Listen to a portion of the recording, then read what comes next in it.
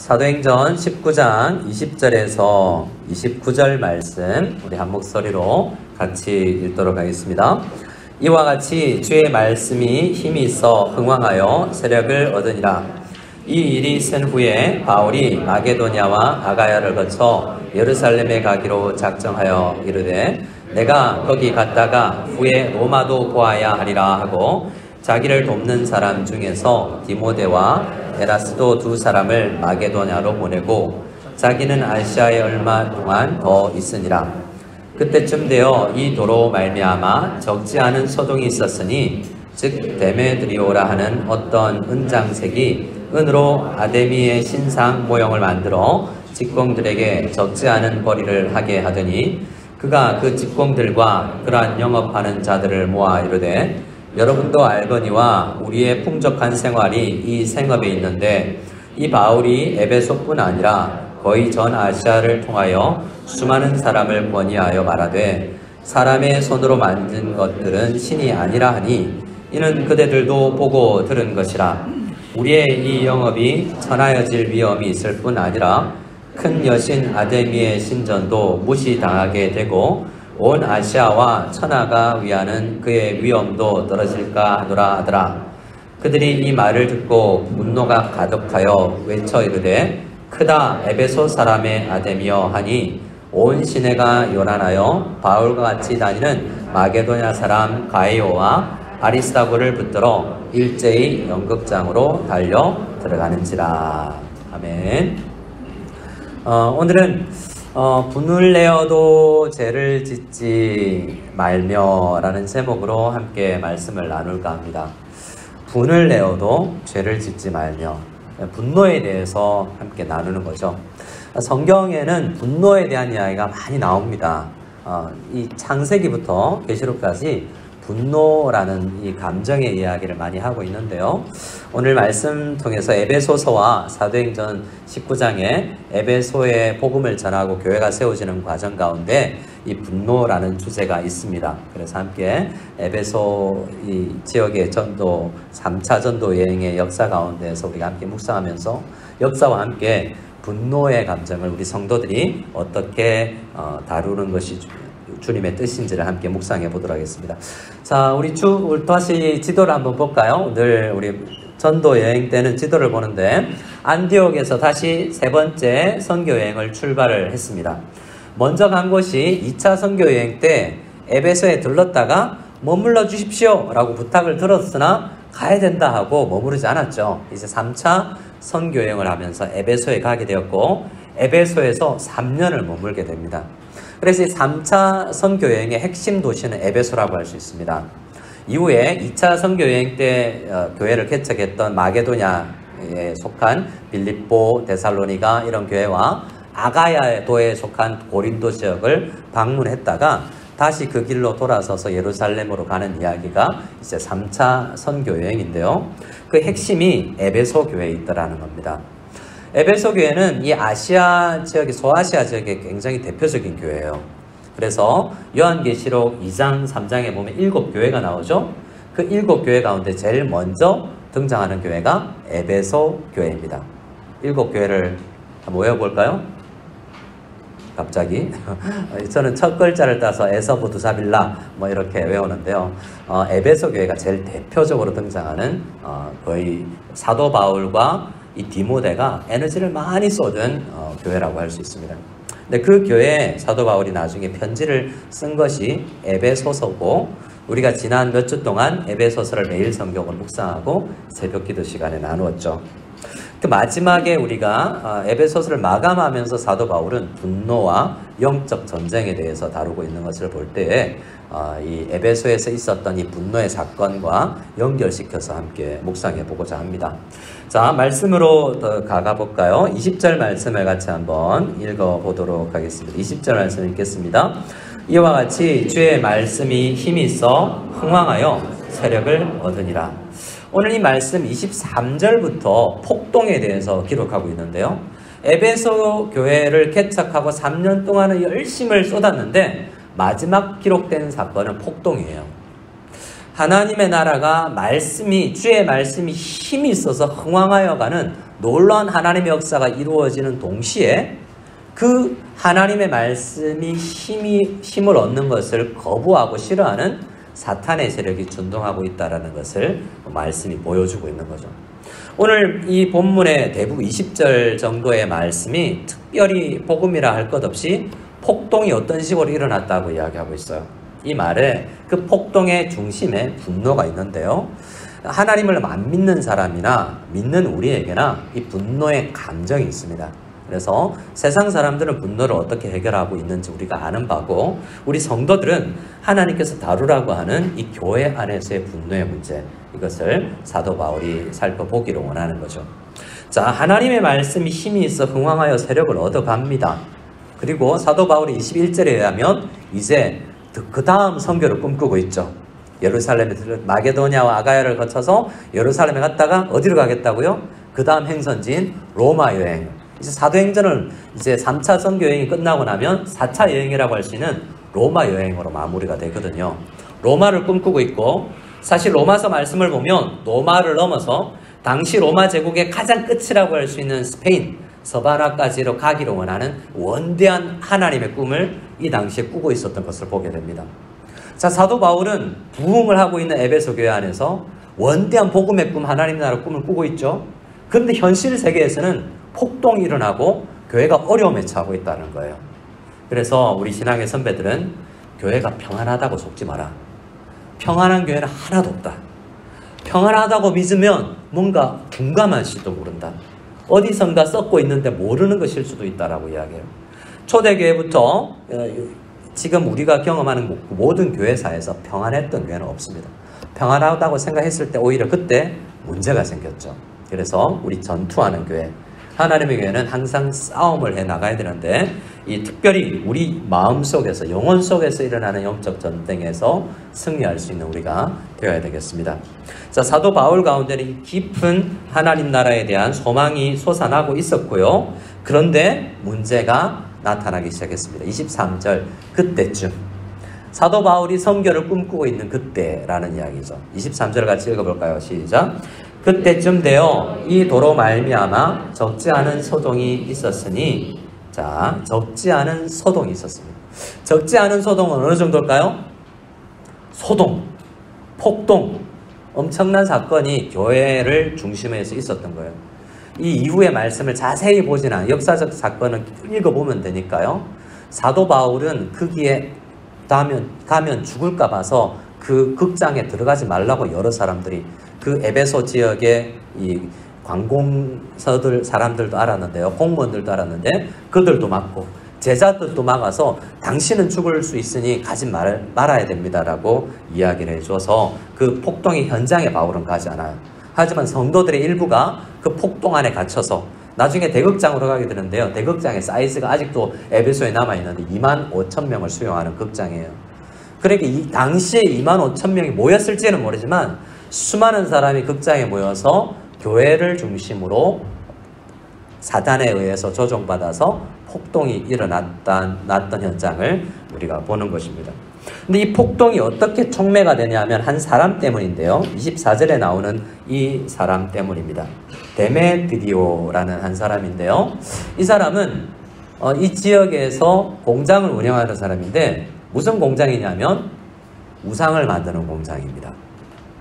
우리가 수학여행을 가면 경주 불국사 이런 데 갔더랬어요. 가면 다보탑 뭐 이런 거, 불상 이런 거 모형 가지고 오기도 하고, 부채, 책받침, 쟁반 뭐 이런 거 사왔는데요. 우시도 좀 그런 거 있습니다. 우시에는 성지순례로 오는데요. 그런 동네인지 알고 계셨어요? 무석에는 불교계의 성지가 되어서 전 세계 불교대회가 코로나 전에는 우시에서 있었습니다. 영산대불 있고 88m짜리.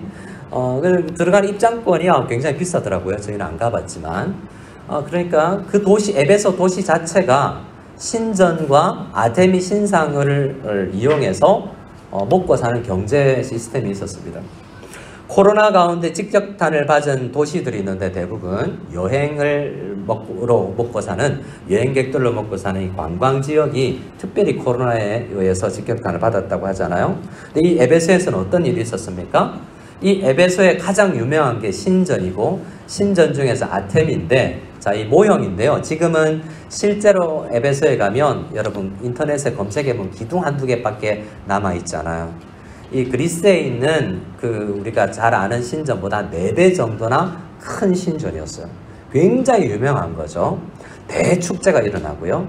이 신전 안에 모셔놓은 신이 우리가 잘 아는 아데미 신인데요. 왼쪽에 있는 사진은 이 에베소의 박물관에 있는 것이고 오른쪽에 있는 것은 바티칸 박물관에 있는 사진인데요. 이 성인들이니까 가슴이 24개가 있는 풍요 그리고 다산을 의미하는 신입니다. 나라마다 민족들마다 부르는 신을 부르는 이름이 다른데요. 아랍 사람들은 알라트라고 부르고 이집트 사람은 이시스로 부르죠. 그리고 그리스 사람들은 아르테미스라고 부르고 로마 사람들은 다이아나라고 부르는 신입니다. 근데 이 에베소 사람들은요 아테미라고 부르는 신인 거죠. 자, 오늘 이 에베소 교회에서 있었던 교회와 싸우고 있는 이 세상이 중심에 뭘 두고 있는가를 볼 수 있습니다. 아테미를 섬기는 우상 숭배자들은 가장 우선순위에 뭘 두냐면 풍요를 두는 거예요. 잘 사는 것.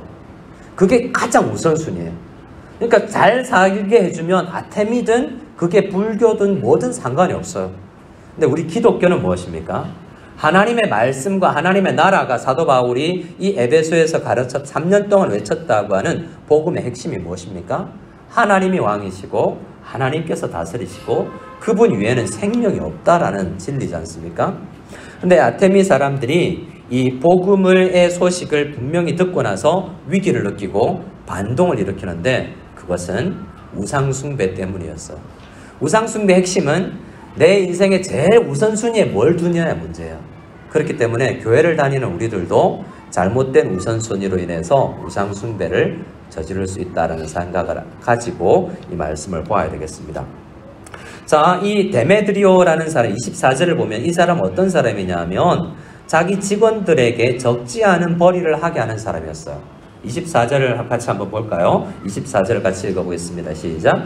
즉 데메드리오라 하는 어떤 은장색이 은으로 아데미의 신상 모형을 만들어 직공들에게 적지 않은 벌이를 하게 하더니 사장님이 고민이 된 거죠. 자기 한 사람 안 먹어도 되는데 직원들 월급을 못 줄 형편이라면 얼마나 걱정이 되겠습니까? 어떤 사회라고 할까요? 이 에베소라는 사회는 우리나라로 따지면 울산 현대가 거의 핵심인 먹고 그 지역을 먹여 살리는 핵심 경제를 이끌어가는 회사라고 한다면 거제 조선소, 오포 조선소나 이런 조선소가 경제를 움직여 가잖아요. 이 에베소는 가장 핵심이 되는 경제를 이끌어가는 요소가 이 신상 만드는 거였다는 겁니다. 인간적으로 생각하면 직업이 이제 날아갈 상황이고 이제 이 사람이 이야기하는 걸 보면 3가지 큰 이유를 대는데요. 사실은 그것은 우상 숭배, 우상을 향한 변명에 지나지 않고요. 뭘 걱정해 주는 겁니까? 데메드리오가 신을 걱정해 주는 거잖아요. 그건 사실 진실이 아니에요. 그 마음 가운데는 돈 못 벌겠다라는 그것이 핵심에 들어가 있는 거죠. 그것 때문에 분노가 일어나는 겁니다. 그래서 이 분노의 문제를 지금 속속들이 보여주고 있는 것이죠. 자, 그래서 그들은 25절의 말씀에 보면 그 직원들하고 같은 영업을 하는 사장님들을 불러 모아놓고 이렇게 이야기합니다.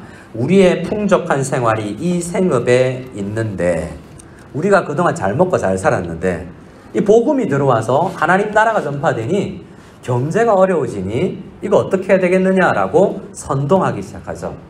오늘날로 따지면 아마도 노조위원장 정도 되는 느낌으로 이야기를 하고 폭동을 촉발시킨 것입니다. 그런데 그 사람의 이야기를 듣고 사람들의 반응이 어떠냐는지가 28절에 나와 있는데요. 28절을 같이 읽어보겠습니다. 28절입니다. 시작. 그들이 이 말을 듣고 분노가 가득하여 외쳐 이르되 크다 에베소 사람의 아데미여 하니. 자, 데메드리오의 소리를 듣고 충동되어져서 많은 사람들의 마음에 뭐가 일어나요? 분노가 일어났죠. 제일 먼저 분노한 사람은 데메드리오라면 그 사람이 조장을 해서 다른 사람들도 분노한 거예요. 그 분노가 촉발되어서 수많은 사람들이 폭동을 일으켰는데 몇 명이 모였는지는 모릅니다. 하지만 성경의 32절 말씀, 제가 PPT와 주보에는 올려드리지 않았지만 32절 말씀에 보면 나중에 모여서 막 소리 지르고 있고 분노하고 있는데 내가 왜 소리치고 있는지도 모르는 거예요. 그렇게 선동된 겁니다. 이 분노는 그래서 가짜라는 거예요. 내가 왜 분노하는지도 모르고 노하고 있다라는 거예요. 자, 오늘 이 분노라는 단어 하나를 이 19장에서 생각하면서 우리가 에베소서와 다른 성경에서는 어떻게 이야기하고 있는지를 살펴보기를 원합니다. 자, 감정은, 인간이 느끼는 모든 감정은 하나님께서 만들어 놓은 거죠. 근데 가장 먼저 생각해야 될 게, 저를 한번 따라해 주시겠으면 감사하겠습니다. 감정도 죄에 오염되었습니다. 우리는 죄인이라는 걸 잘 몰라요. 그래, 감정이 나에게 나오면 내 거니까 내 속에서 나온 감정이 이게 바르다고 생각하는데요. 이 감정도 죄에 오염되어 있다는 것을 생각하고 구원받은 우리도 아직 완전한 감정을 표출하지는 잘 못한다는 것을 알아야 됩니다. 그래서 감정 중에서 우리 심리학자들과 신학자들은 가장 다루기 어려운 감정이 분노라고 해야 돼요. 수많은 감정이 우리에게 있지만 분노의 감정도 하나님께서 주신 것이어서 선한 분노도 있지만 악한 분노도 있다는 거예요. 하나님도 분노하시는 분이잖아요. 하나님 악하실 수 있을까요? 하나님의 모든 분노는 선한 분노예요. 우리의 분노가 하나님의 분노를 닮아가야 되는 거죠. 근데 우리는 사실 우리의 감정을 잘 살펴보면 엉뚱한데 분노하는 경우가 있는 거예요. 교회에 분노하고 성도에 분노하고 가족에 분노하고 먹을 것에 분노해요. 근데 하나님의 분노는 그렇지 않다라는 것을 생각하면서 새 사람을 입어가라 라고 에베소서에서 이야기하는 사도 바울은 우리 감정이 새 사람에 어울리게 성장해 나가야 된다라고 합니다.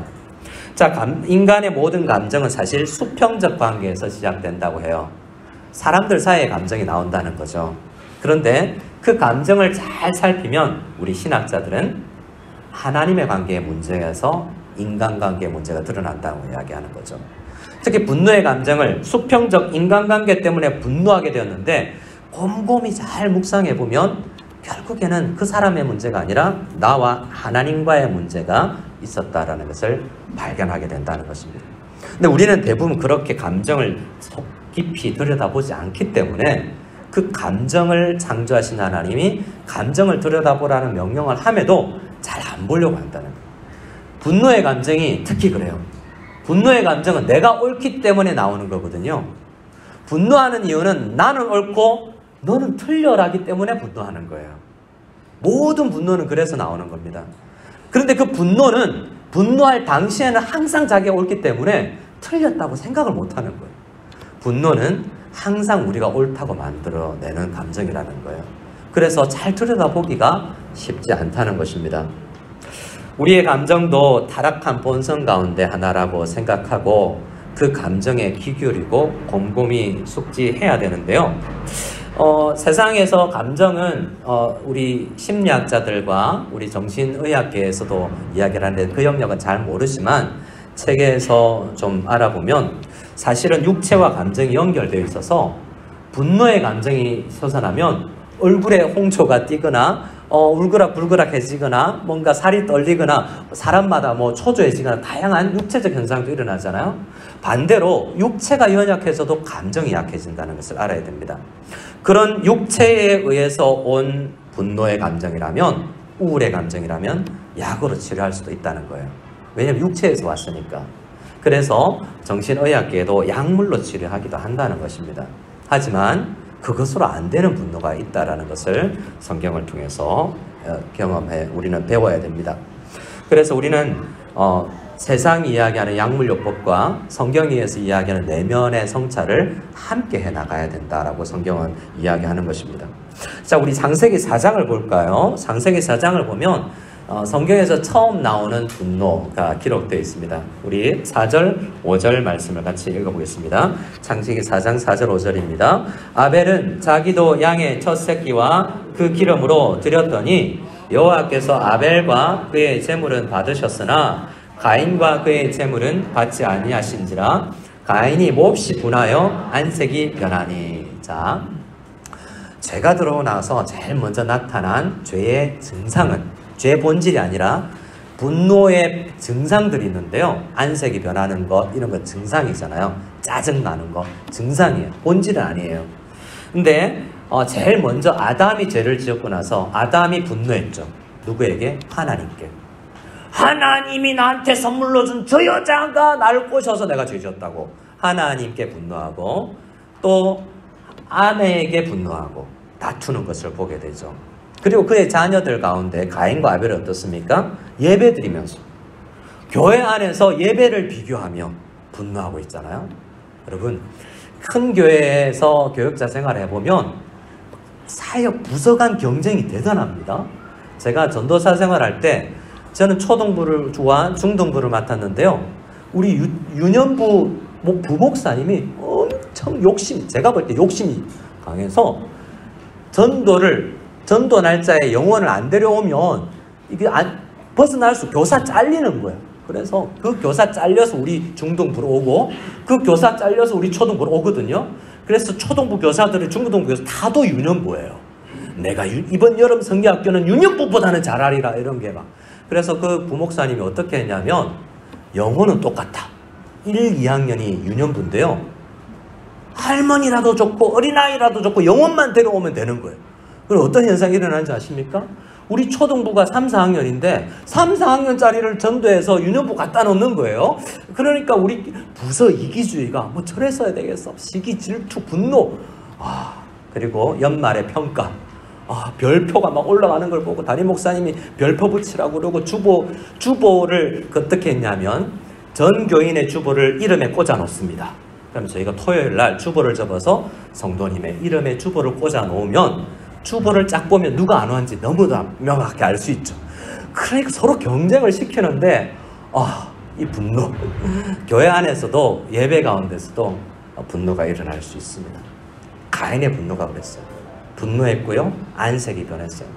하나님께서 우리에게 그 가인에게 질문하듯이 우리에게도 질문하는 거예요. 하나님의 말씀이 무엇입니까? 6절입니다. 6절 같이 읽어보겠습니다. 여호와께서 가인에게 이르시되 내가 분하여 함은 어찌 됨이며 안색이 변함은 어찌 됨이냐.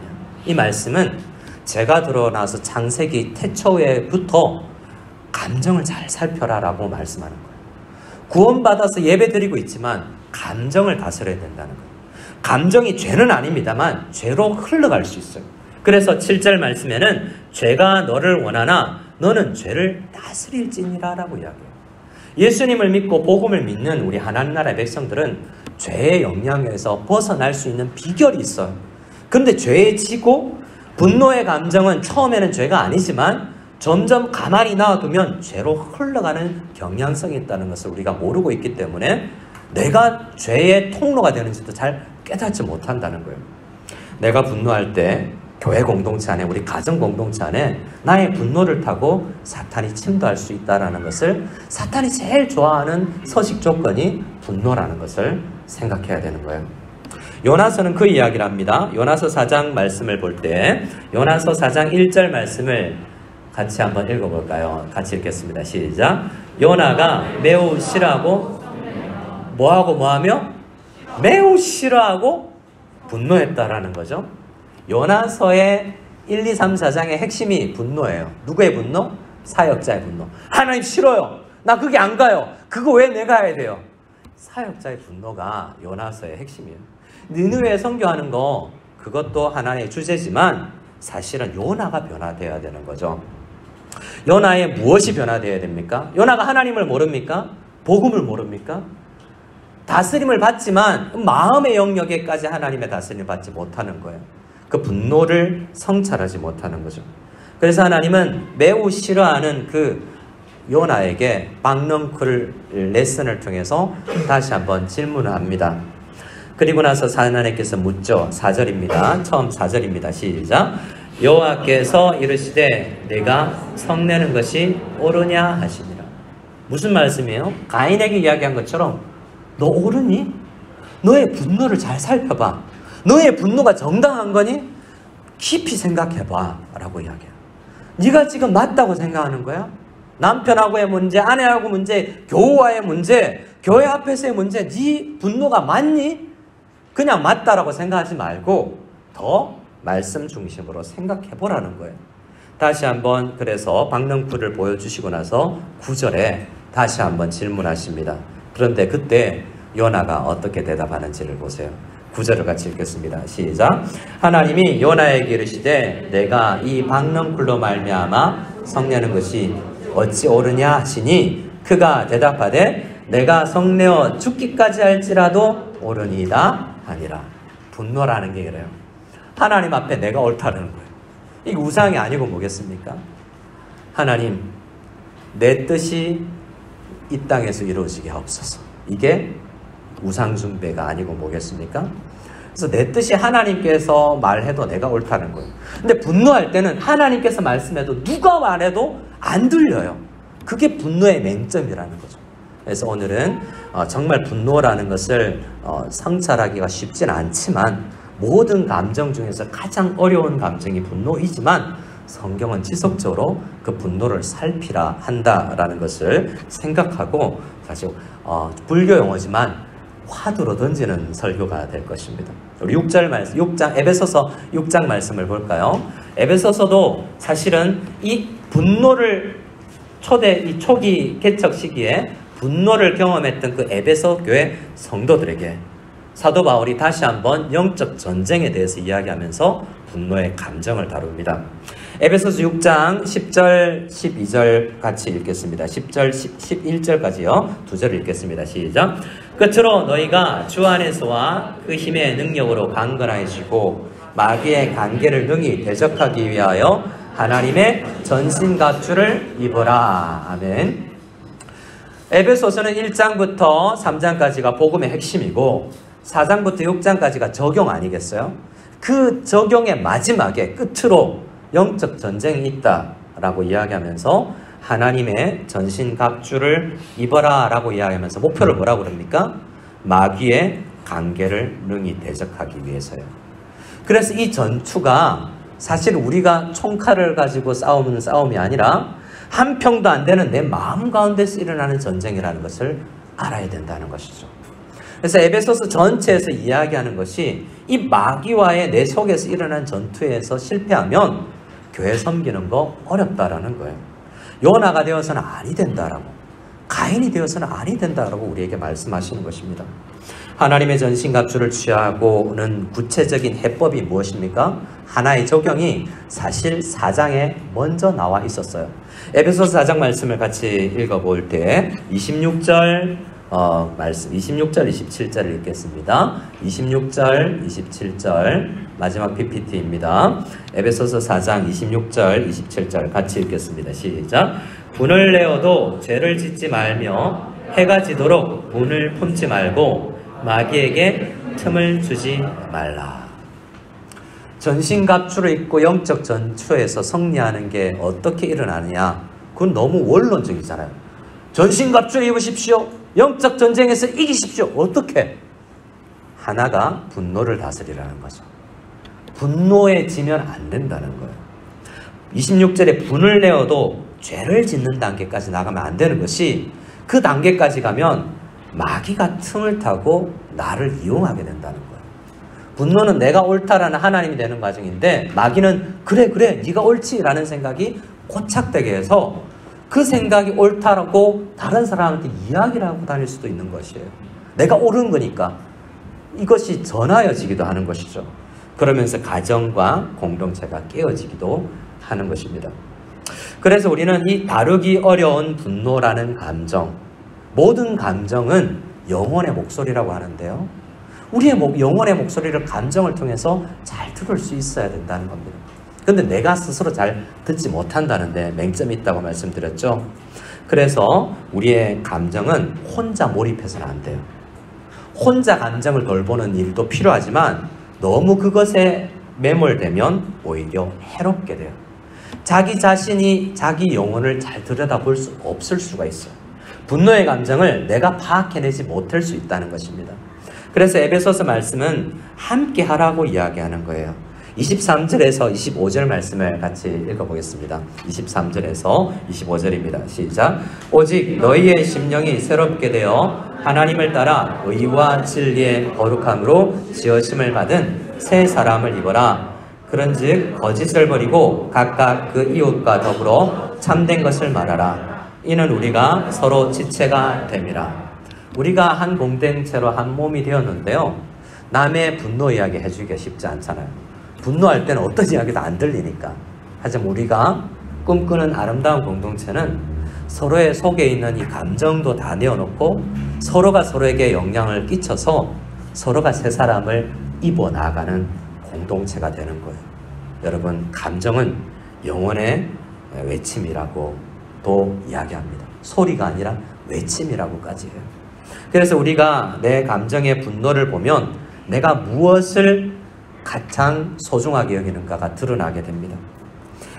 분노란 우리가 중요하게 생각하는 일이 잘못되었다고 판단될 때 나에게서 솟아나오는 적극적인 반대의 견해이기 때문에 학자들은 그렇게 이야기합니다.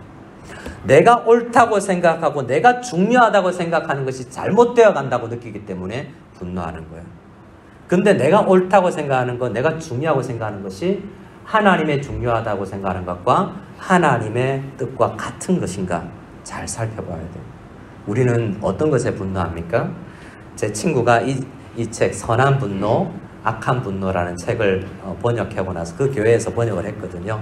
그 책을, 이 학자의 책을 우리나라에 소개해주고 싶어서 애쓰는 그 목사가 이 책을 다 번역하고 나서 자기 예화를 이렇게 책에 나오는 이야기도 하지만 실제로 자기 이야기를 해요. 우리 청년 집회에 가서 막 찬양하면서 설교를 하고 너무 찬양과 내 주제가 맞아서 눈물을 흘리면서 가는데 그 다음날 서울에서 집회이기 때문에 그 다음날 차로 가는데 막히는 거예요. 그러니까 분노가 이 사람들 집에서 여자들이 보이면 집에서 밥 안 하고 뭐하고 하는 생각, 각종 분노가 솟아나오는 거예요. 근데 그 분노가 내가 늦는 거, 이거 중요한 거잖아요. 목회자로서 내 신뢰와 내 어떤 이 크레딧이 깎이는 거니까 얼마나 소중한 거예요. 근데 그게 가장 높으니까 이 사고가 나서 앞에서 사람이 죽어가고 있고 한 가정에는 생명의 문제가 왔다 갔다 하는데 내가 늦는 문제 가지고 나는 분노하고 있는 거예요. 우리는 밥 먹을 때 국이 짜다고 화래요. TV에 어떤 한 국토의 3분의 1이 물에 잠기고 전쟁에 나서 수백 명이 죽고 지진이 나서 생명이 어사도 그 문제는 분노하지 않고 정의롭지 않은 문제에 대해서 눈 감고 있으면서 내가 먹는 국이 짜다, 밥이 꼬들하다, 이런 문제로 우리는 분노한다는 거예요. 근데 그 문제를 우리 일상에 반복되는 이것을 잘 살펴보면 너무 매몰되지는 말아야 되지만 큰 분노 하나하나를 분석해 보기를 바라요. 주말 부부의 대부분의 현상에서 어떤 일이 있습니까? 저도 목도하는 바, 남편이 멀리 떨어져 열심히 일하고 왔는데 아내는 뭘 기대합니까? 여보, 애들하고 나가서 축구도 좀 하고 애들이랑 좀 몸도 섞어보면서 지금 이때가 중요하잖아. 그리고 좀 이쁜 카페 있으면 커피잔 앞에 놓고 내 이야기 좀 들어줘. 비판 말고 네가 옳다, 네가 틀렸네, 이런 비판 말고 공감해 주기를 원하잖아요. 남편이 원하는 게 뭐죠? 좀 쉬자, 좀 눕자, 나 집에 와서라도 좀 편하자. 그리고 믿는 사람들은 각종 성경 구절을 인용합니다. 남편의 인용 구절과 아내의 인용 구절이 다를 뿐이죠. 근거 구절이 없는 것도 아니에요. 그럼 신학적으로 맞아요. 하지만 성경 에베소서에서 부부간의 분노, 서로 복종하라는 것. 아내들은 왜 내가 남편에게 복종해야 돼? 근데 그 아내가 남편에게 복종하는 것 앞에 서로 복종이라는 게 있잖아요. 그래서 서로의 동기를 무시하고 내가 가장 옳기 때문에 내가 생각하는 대로 이루어져야 되기 때문에 그게 되지 않으면 화가 나는 거죠. 그래서 부부는 그런 서로의 화난의 문제에 있어서 왜 내가 화를 내는 것 같고 왜 당신이 화를 내는 것 같은지에 대한 분석을 해나가면서 예수님이 가장되어 있는 우리 가정이라면 어떻게 분노를 다루어야 될지 하나하나 서로 다루어 가는 것이 되어야 됩니다. 근데 죽을 때까지 안 돼요. 꾸준히 해야 되는 거예요. 죽을 때까지 우리가 분노의 감정이 없어지지 않기 때문에 예수님의 성품이 나의 성품이 되는 것이 되어야 됩니다. 근데 학자들이 이야기합니다. 나는 웬만해서는 화를 내지 않아. 더 문제가 있을 수 있다. 왜냐하면 분노를 삭히고 있을 뿐이지 표출을 안 했을 뿐이지 분노가 없는 게 아니에요. 더 분노가 쌓여있고 한 번에 폭발할 수도 있는 것입니다. 그래서 분노가 없는 사람은 없고 우리의 모든 분노의 감정은 죄로 인해서 오염되어 있을 수 있다고 생각하고 솔직하게 꺼내놓는 이 참된 말을 하는, 그래서 서로가 서로를 세워주면서 예수님 안에서 새 사람을 입어가는 교회 공동체가 되기를 사도 바울을 통해서 하나님께서 우리에게 주신 것이다 라고 생각하며 우리 공동체가 감정적으로 건강한 교회가 될 수 있기를 간절히 소원합니다.